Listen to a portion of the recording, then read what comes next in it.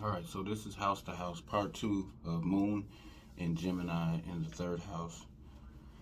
So, if you watch the first video, you know what fourth house stuff is, and that's the basics. I'm sure a lot of y'all know the basics, so I'm not going to get into it. I might say something that, maybe you didn't know. And the third house, too. Same thing for the third house, communication, um, you know, local neighborhood, efforts, courage, all these, the basics. And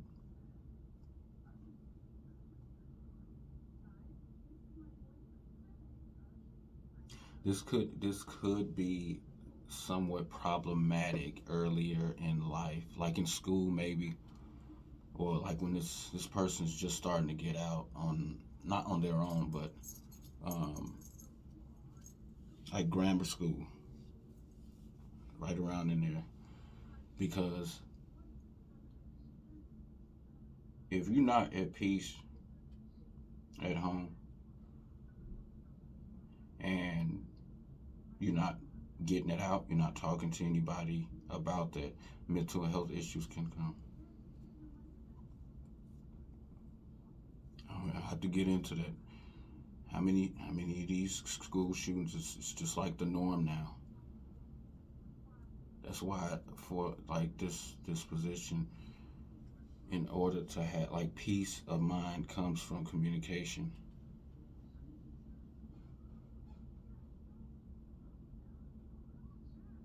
If they have an avenue to get what was going on at home or what is going on at home out somehow, mission accomplished. Fourth house, uh, psychological foundation, the moon, Gemini. It's in Gemini in the third house of communication. You see how you can tie them together and make up your own sentences. And I found that once you get the basics down, you do come up with the most like craziest, most insightful, deep ass sentences. You just know the basics and put them together. So,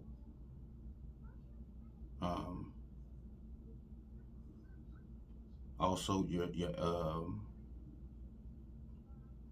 watch out for like if it's again it's a home and family issue. Um, why just basically control your efforts. And what I mean is like you have some again a outlet, somehow get it out, good or bad. Even if it's something good, it needs to be expressed because if it's not, it'll be infused into your efforts, but it'll be too emotionally charged because you don't have an avenue to get it out in the first place. You couldn't tell nobody about it. And then when you go to do your homework, when you go to play sports, when you go to a job, now you're putting too emotion into it because of what happened at home. You can put too much into it. You can kill somebody. You can kill yourself. You can injure yourself, injure somebody else because you're too, you know, the foundation, the most inner part of you is it hasn't had a release. It hasn't had a release. It hasn't been expressed. That's what like this. It could you know too much emotion will go into your efforts if the fourth house things like suffer, and if you can't get it out or go for a walk, things related to in your local environment, in your neighborhood, elementary school, your school, your early schooling, it'll be you know emotionally charged. It'll be a really emotional child. It'll be irritating to your mind and shit like that. So watch out. I'm just saying, watch out for that. Watch out for that. Make sure you have some way to, you know, Get it out. And here, family could be the local community. Could be not your siblings. Lord, uh, could be like somebody in your local environment. Like you feel like home is like the the local town you stay in. It's a homey feeling to it, or lack thereof, of course. You don't feel at home in your local environment, either or. But I'm just saying, um, you know, home and family that will be looked to in your local environment, like your neighborhood, your neighbors. They might be really really family like to you, or feel like family, or they'll treat you like family. You go to your friend's house and you eat dinner with them or something like that. And now the moon is good. Like, I feel at home. I feel comfortable. I feel like, man, I belong. You know what I mean? So, moon to moon, or moon to moon, house to house. And again, just experiment with these different placements and just use the basics. I mean, we don't have all the same minds and thought processes and come up with the same shit, but um, I'm serious. Like, I found the most insightful, effect, affectious. I think that's a word.